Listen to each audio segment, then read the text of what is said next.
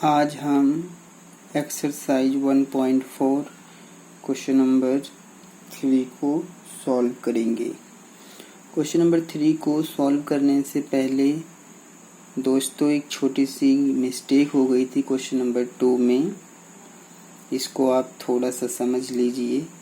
इसमें जो हमारा क्वेश्चन नंबर 2 था, जिसमें हमें परिमेय संख्याओं के दशमलव प्रसार को लिखना था जो शांत हैं, तो हमने पहला, दूसरा, तीसरा, चौथा, पांचवा इन पांचों पॉइंटों को दशमलव में लिखा था। लेकिन ये जो तीसरा पॉइंट है, तीसरे पॉइंट में थोड़ी सी छोटी सी गलती थी। ये आपको समझना है। ये जो 15/1600 हमने किया था, तो इसके अंदर सब कुछ सही है, ऊपर भी सही है, नीचे भी सब कुछ ठीक है और ये सब ठीक है। बस गलती यहाँ पर हुई थी कि ये जो नीचे 0 है, यहाँ पर ले लीजिए आप 1 2 3 4 5 6 7 8 0 थी यहाँ पर। लेकिन जब इन दोनों की गुणा हुई तो ये आ गया था हमारे पास। उसके बाद नीचे 8 0 रहेंगी। जब 2 0 से 2 0 कट जाएगा तो नीचे 6 0 बचेगा।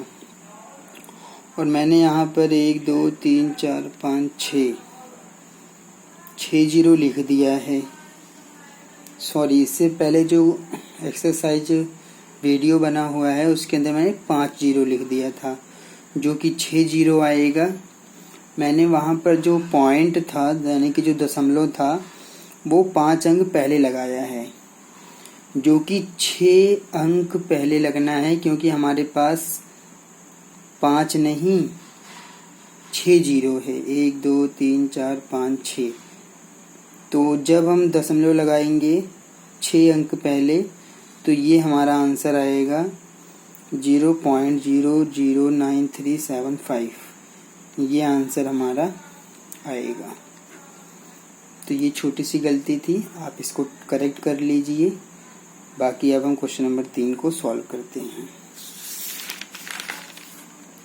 क्वेश्चन नंबर 3 में हमें दिया हुआ है, ये हमारा क्वेश्चन नंबर 3 है।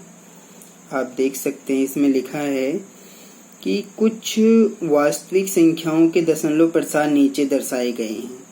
यानी कि हमें दशमलव रूप में कुछ प्रसार लिखे हुए हैं जो कि कुछ वास्तविक संख्याओं के हैं। यानी कि वास्तविक संख्याएं परिमेय और अपरिमेय दोनों से मिलकर बनती हैं। तो इसका मतलब ये हुआ कि यहाँ पर ये जो दशमलव प्रसार लिखा हुआ है, इनमें से कुछ दशमलव प्रसार परिमेय संख्या का है तो कुछ अपरिमेय संख्या का है। हमें यही पहचान करना है कि कौन सा दशमलव प्रसार परिमेय संख्या बनेगी और कौन सा अपरिमेय बनेगी। तो प्रत्येक स्थिति के लिए हमें निर्धारित कीजिए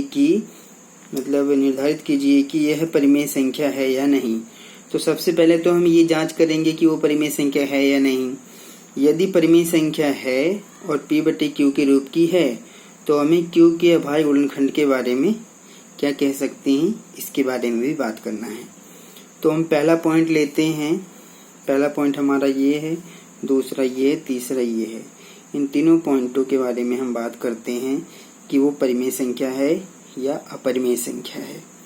अगर परिमेय है तो हमें उसको P/Q के रूप में लिखना है और फिर Q के अभाज्य गुणनखंड के बारे में कहना है कि क्या हो सकता है। तो हम पहला पॉइंट लेते हैं। जब हम क्वेश्चन नंबर 3 का फर्स्ट पॉइंट लेंगे तो हमें दिया हुआ है 4 3.1 2 3 4 5 6 7 8 9 ये है। तो दोस्तों अगर हम इसको ध्यान से देखें तो हम अगर इसको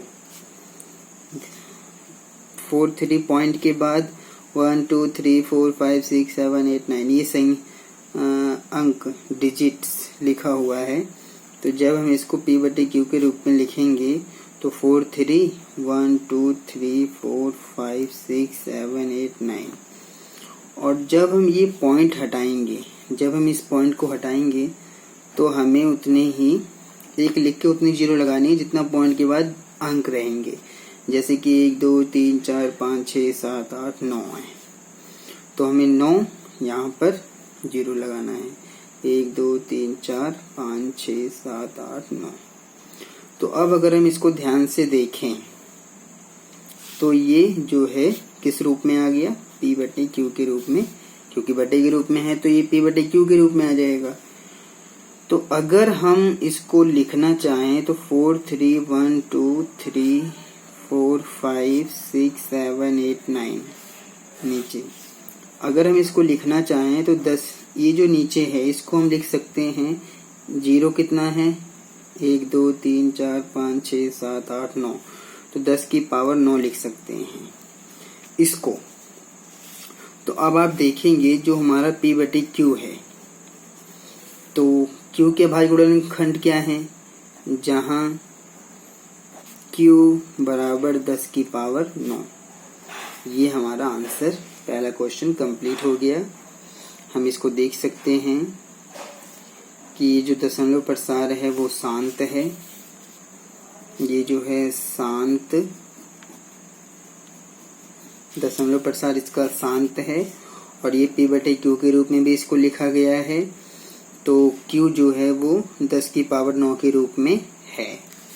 अब हम इसका सेकंड पॉइंट लेते हैं। सेकंड पॉइंट हमें दिया हुआ है 0.120 1 2 2 0 1 2 3 0 1 2 4 0, ये ऐसे ऐसे डॉट डॉट है। तो अब अगर हम इसको ध्यान से देखें, इसको अगर हम ध्यान से देखें दोस्तों, एक चीज और, ये परिमेय संख्या है, शांत है तो ये एक परिमेय संख्या है, तो हम ये भी लिख सकते हैं अतः यह एक परिमेय संख्या है। इसका मतलब दशमलव प्रसार इसका जो है शांत है, और ये एक परिमेय संख्या है, इसको हमने P बटे Q के रूप में लिख दिया, और Q बराबर 10 की पावर 9 भी आ गया। तो ये जो सेकंड पॉइंट है, 0 पॉइंट के बाद 1 2 है, फिर 0 है, फिर 1 2, फिर 2 0, फिर 1 2, फिर 3 0, फिर 1 2, फिर 4 0। तो यहाँ पर आप एक पैटर्न देख रहे हैं कि 0 पॉइंट के बाद 1 2 के बाद 1 0 है, फिर 1 2 के बाद 2 0 है, फिर 1 2 के बाद फिर 3 0, फिर 1 2 के बाद 4 0 है, फिर 1 2 के बाद 5 0। ये एक पैटर्न चलेगा। तो यहाँ पर चूंकि हम इसके सॉल्यूशन में हल में लिखेंगे, चूंकि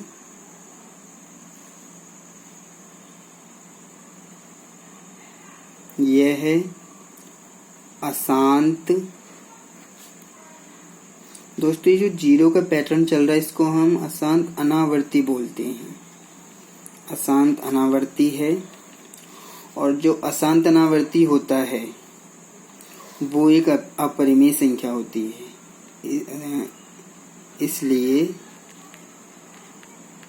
आपको ध्यान रखना पड़ेगा कि जितनी भी अशांत अनावर्ती वाली संख्याएं होती हैं वो अपरिमेय होती हैं, अपरिमेय है। बस ये आपको बताना था। अब अगर हम थर्ड पॉइंट लेते हैं तो थर्ड पॉइंट में दिया हुआ है 4 3 1 2 3 4 5 6 7 8 9, और इसके ऊपर ये बार लगा हुआ है। दोस्तों इस बार का जो मतलब होता है कि 1 2 3 4 5 6 7 8 9, यहाँ से यहाँ तक की संख्याएं आवर्ती में हैं, यानी कि रिपीट हो रही हैं। तो दोस्तों यहाँ पर ये शांत में आ जाएगा, ये आपका जो है दशमलव प्रसार जो है इसका शांत है। शांत इसलिए है क्योंकि ये आवर्ती है, यहाँ पर ये रिपीट हो रहा है, 1 से 9 तक के जो अंक हैं ये रिपीट हो रहे हैं। तो यहाँ पर हम लिखेंगे